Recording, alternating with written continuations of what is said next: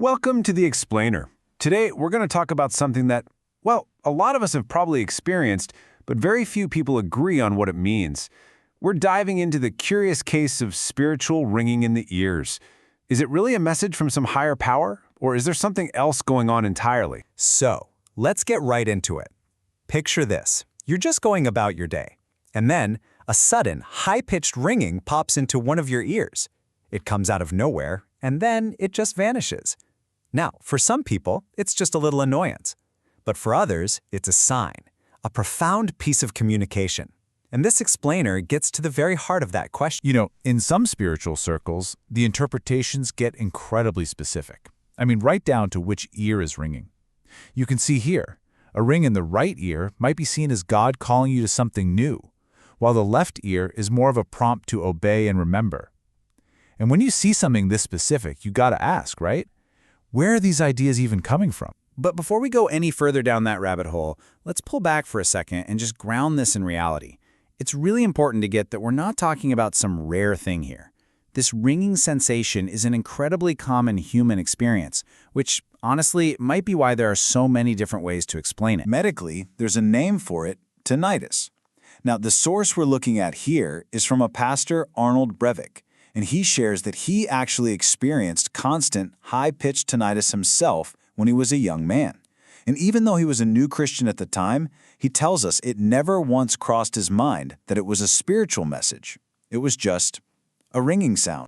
Okay, so now let's flip the coin and look at this from a totally different angle. There's this other major viewpoint, one that you often hear in the spiritual, not religious movement, that sees this ringing not as a medical thing, but as a really meaningful sign. And the central idea here, the real key to this whole mindset, is that truth isn't some fixed, absolute thing. It's individual. It's subjective. What's true for you doesn't have to be true for me. And in this worldview, that is totally fine. Understanding this one idea is crucial to getting all the interpretations that come next. So you can see just how varied the interpretations get. From this point of view, that ringing isn't random at all. It could be a message from your guardian angels, or maybe your third eye opening up. It might be tied to numerology, kind of like when people keep seeing 1111 everywhere. Or it could be a simple nudge to do something, like get out of a bad relationship. The author also points out that some beliefs, like it being a warning from witches, are really fringe ideas and not something you'd find in a text like the Bible. All right, so after laying out that whole spiritual but not religious side of things, the author of our source material does a complete 180. He takes those exact Bible verses that are sometimes used to back up these spiritual ideas and argues for a completely different reading based on their original context. First up, Moses at the burning bush. So some people link this story to ear ringing, but the author pushes back on this.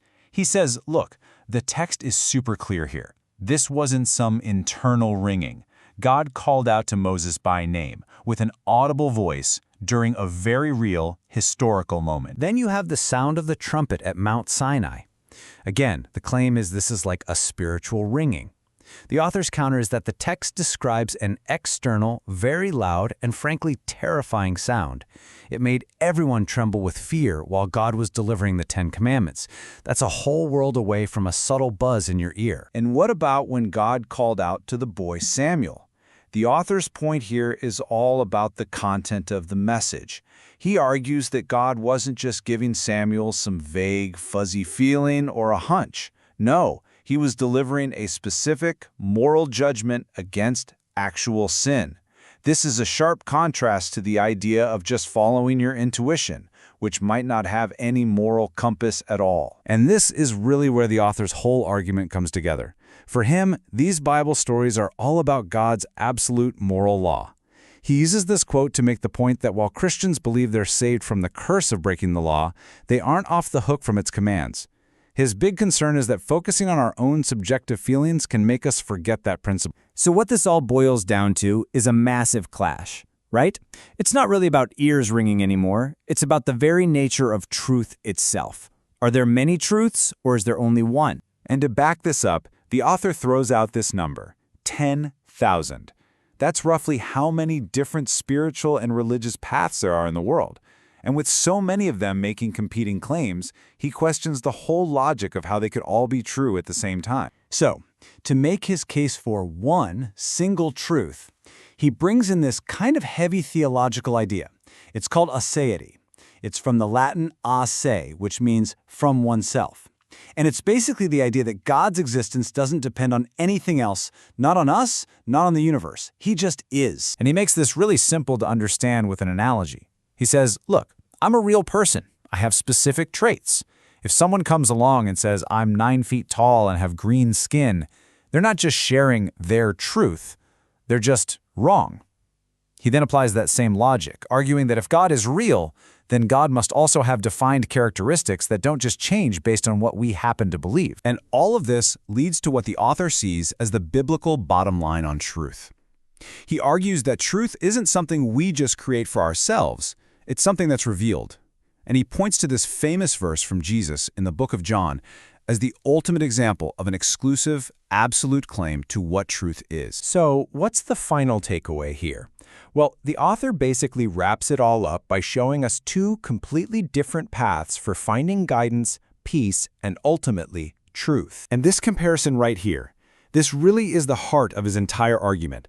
On one side, you have the tune-in path. You empty your mind, you listen to your gut, you connect with the universe, and truth is whatever feels right to you. On the other side is what he calls the biblical path.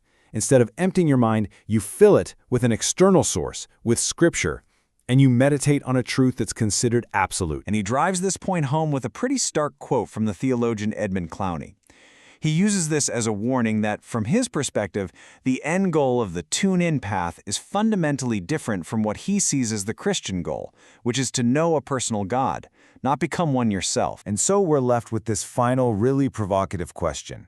And it's not really about the ringing in your ears anymore, is it?